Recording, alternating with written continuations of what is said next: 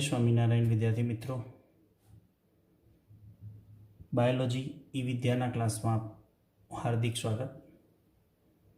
આપણે ચેપ્ટર ચાલી રહ્યું છે ધોરણ 12 સાયન્સ, ચેપ્ટર નંબર 10 સૂક્ષ્મજીવો અને માનવ કલ્યાણ. સૂક્ષ્મજીવો માનવ કલ્યાણમાં કઈ રીતે ઉપયોગી છે તેની ચેપ્ટરની આગળમાં ચર્ચા કરવાની છે.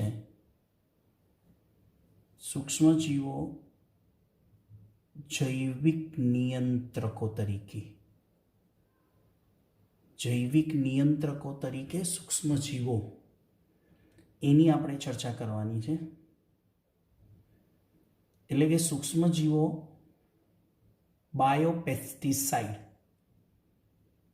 બાયોપેસ્ટિસાઇડ એટલે જંતુનાશકો.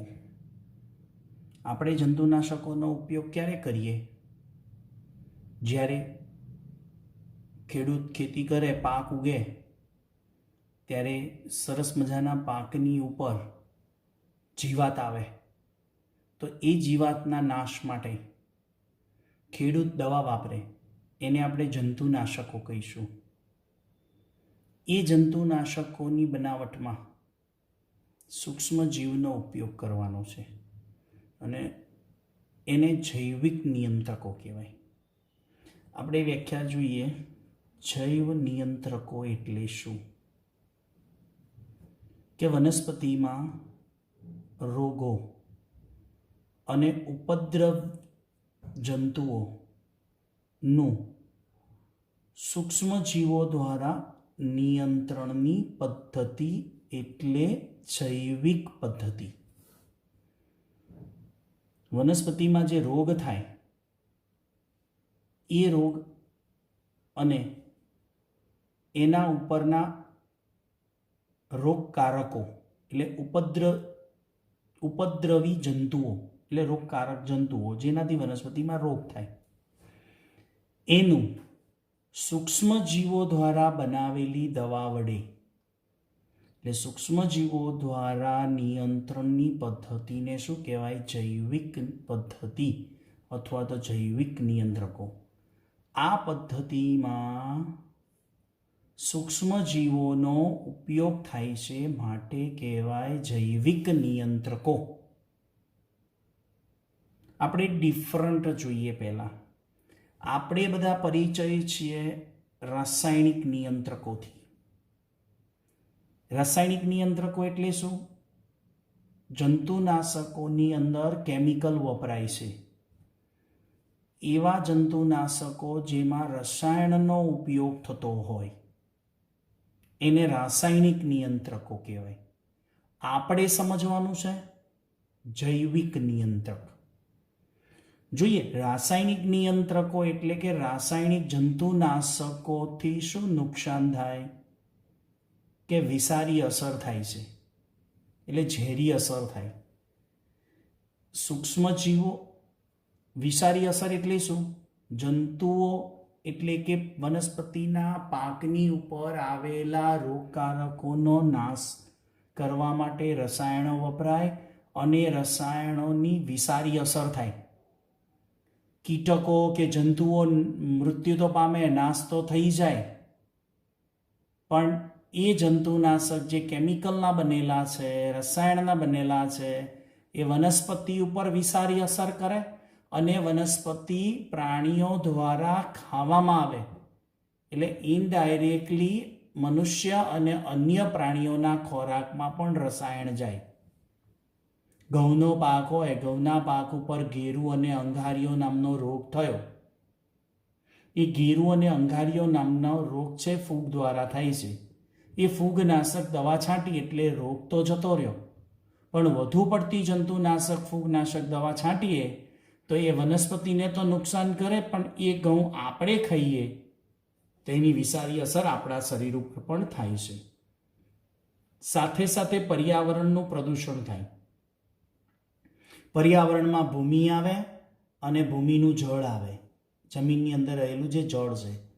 સાથે સાથે ફળો, શાકભાજી, પાકો એને નુકસાન થાય છે. કીટકો મૃત્યુ પામે, ફૂગનો નાશ થઈ જાય, જંતુઓ નાશ પામે આવા કેમિકલ વળી દવા વાપરવાથી, પણ એ કેમિકલનો વધારે પડતો ઉપયોગ થઈ જાય તો શું થાય? વનસ્પતિ અને પ્રાણીઓને બંનેને એની ઝેરી અસર થાય, રાસાયણિક અસર થાય, વિષારી અસર થાય. જોઈએ આપણે એવા કયા જંતુનાશકો આપણે રાસાયણિક જંતુનાશકો વાપરીએ છીએ. ઇંગ્લિશ નામ સાથે જોઈશું. કીટક એટલે કીટનાશક. કીટકને અંગ્રેજીમાં ઇન્સેક્ટ કહેવાય. શું કહેવાય? ઇન્સેક્ટ એટલે ઇન્સેક્ટિસાઇડ એટલે કીટનાશક. પેસ્ટ પીડક, પેસ્ટ પેસ્ટિસાઇડ. નીંદણ વધારાનો છે ઘાસ ઉગે ને એને નાશ કરવા માટે નીંદણનાશક, ઇંગ્લિશમાં એને વેડીસાઇડ કહેવાય.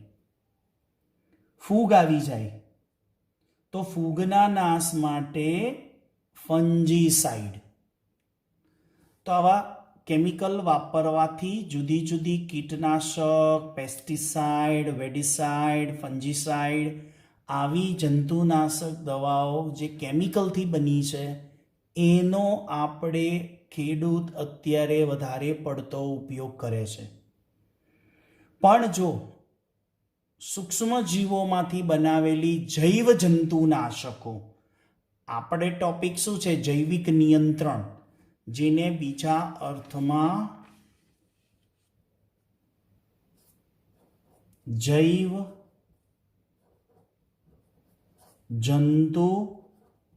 જંતુનાશકો એવું પણ શબ્દ આવે. સૂક્ષ્મજીવોમાંથી બનાવેલા જંતુનાશકો. અને આપણે અત્યારે ખેડૂત વધારે પડતો કોનો ઉપયોગ કરે છે? રાસાયણિક જંતુનાશકોનો. હવે ખેતી. ખેતી એક પરંપરાગત ખેતી.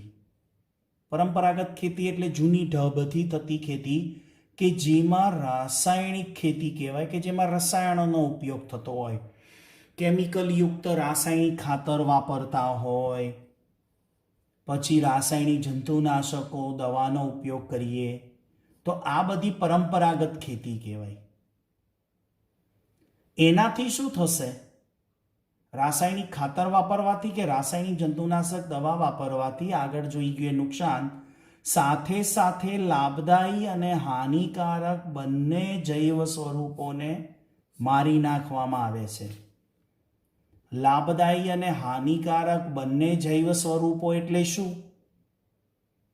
જે પણ વનસ્પતિ ઉપર હાનિકારક કીટકો આવ્યા હોય, હાનિકારક જંતુઓ આવ્યા હોય, એને મારવા આપણે દવા નાખીએ છીએ તો એ તો મૃત્યુ પામે, પણ આપણને એ પાકની અંદરથી જે પણ કંઈ લાભ થતો હોય, એ વનસ્પતિમાંથી કે એ ખેતરમાંથી આપણને જે પણ લાભદાયી સજીવો છે અથવા તો વનસ્પતિનો પાક છે એ આપણને ઉપયોગ હોય, એ લાભદાયી અને હાનિકારક જંતુઓ બંનેનો નાશ થાય છે. એટલે બંને જૈવ સ્વરૂપોનો નાશ થાય છે.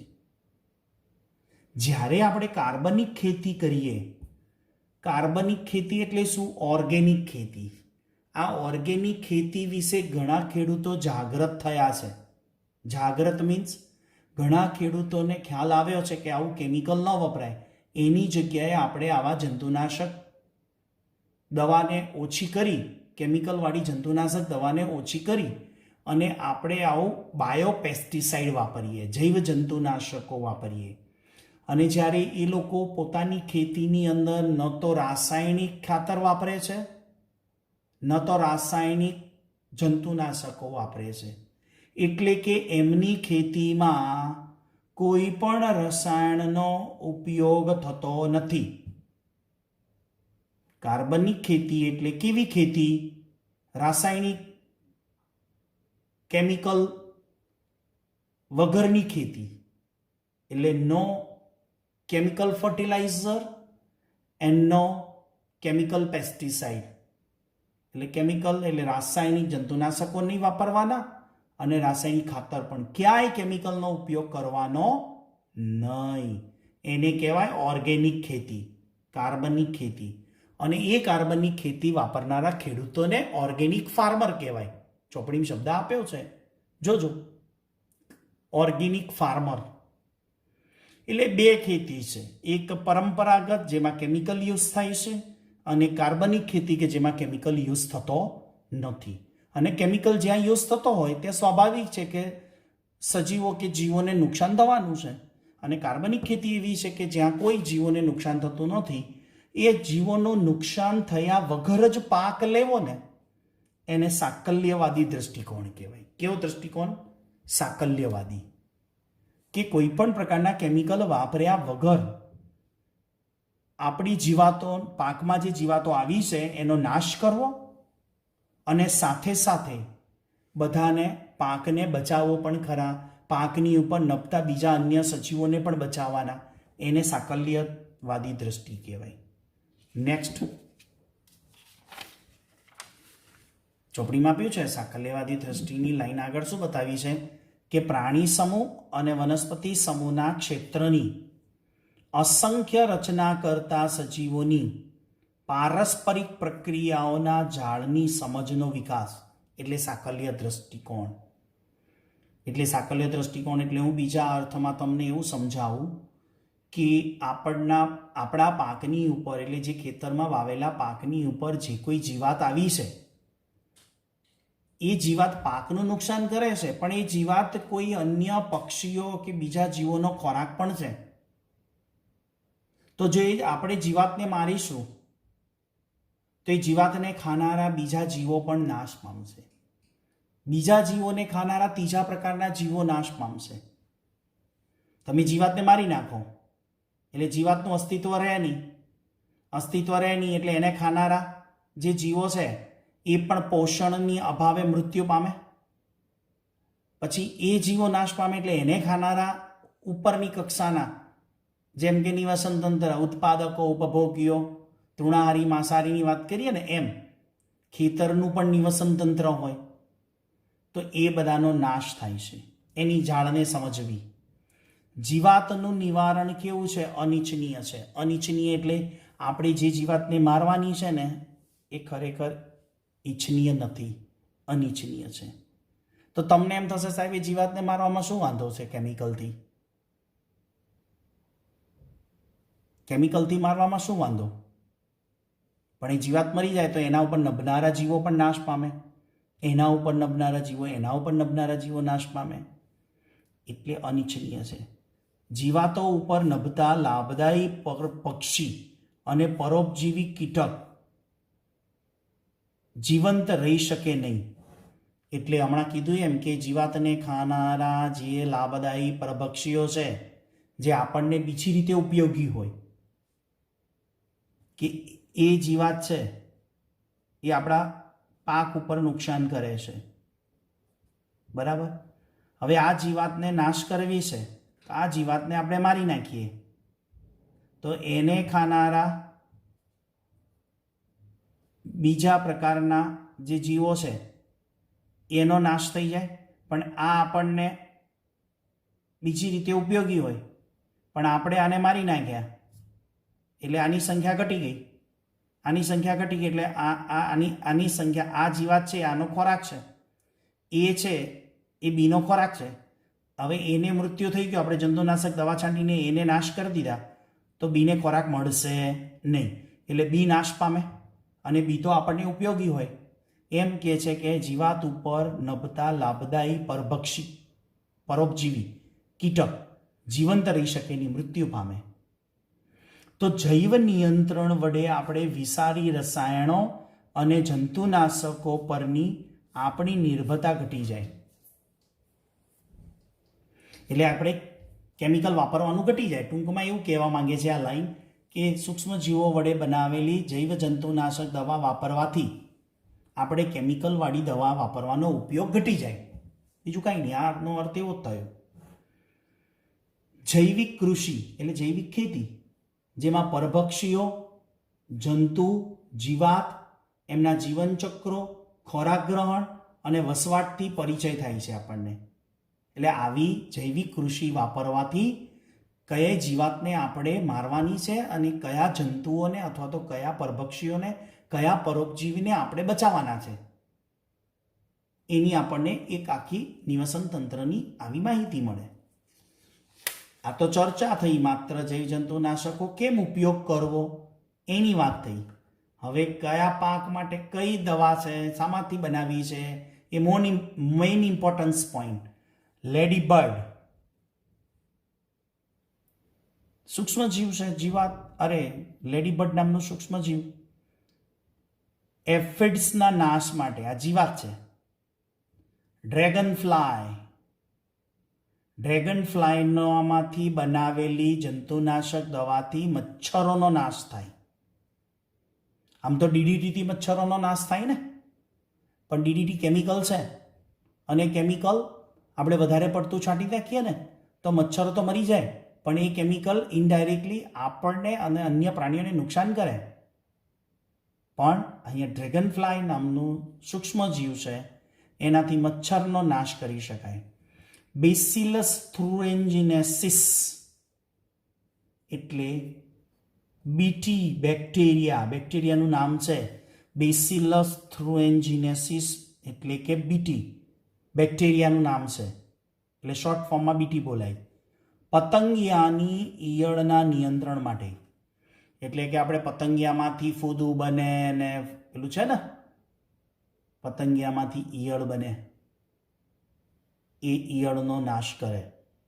અને બીટી વિશે ડિટેલિંગમાં ચેપ્ટર નંબર 12માં શીખવાનું છે કે આ બેક્ટેરિયા બીટી કપાસ, બીટી રીંગણ, આના ઉપર વિશેષ ચર્ચા હું બાયોટેકનોલોજીના 2 ચેપ્ટર છે, એક છે 11મું અને બીજું છે 12મું, એના ઉપર જ્યારે ચર્ચા કરીશું ને ત્યારે બીટી ઉપર વિશેષ ચર્ચા ત્યાં કરીશું. ચોપડીમાં 4 લાઈન આપી છે આના ઉપર અત્યારે, પણ છેલ્લે જોજો લખેલું છે કે પ્રકરણ 12માં એનો વિશેષ અભ્યાસ કરીશું, તો આપણે વિગતવાર બીટી ઉપર ત્યાં ચર્ચા કરીશું.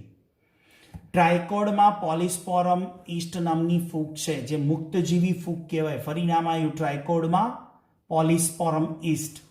આ મુક્તજીવી ફૂગ છે જે મૂળના નિવસન તંત્રમાં આવેલી હોય, એ રોગિષ્ટ પાકની સારવારમાં વપરાય છે.